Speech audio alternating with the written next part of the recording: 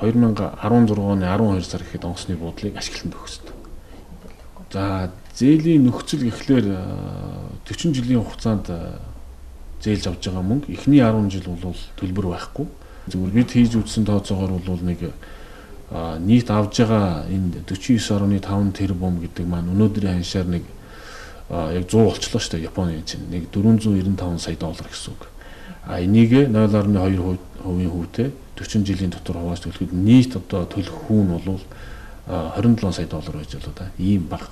Төлчин чадал бол зурвсын хувьд бол бид бол хязгааргүй гэж үзэж байгаа. Саяхныг болтол одоо Токиод байгаа Японы Нарита гэдэг онгоцны буудлын бол нэг зурвсаар 60 сая хүнд үйлчилжсэн. За дараагийн хүчин чадлын багцаа авах юм бол тэр зорчигчилгээний барилга буюу терминалын барилга. Энэ маань бол 3 сая хүнд үйлчлэх юм хүчин чадалтай ашиглалтанд оруулна.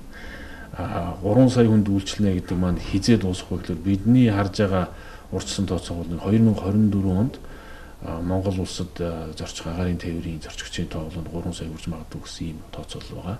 2012 онд бол бид бол харьцангуй өссөн тоогоор ингээ харахад бол нэг сая 90 мянган хүн одоо Буянтухагийн аэропортоор бол үйлчилсэн байна. Тэгэхээр бид бол хангалттай төлөвлөсөн гэж үзэж байна.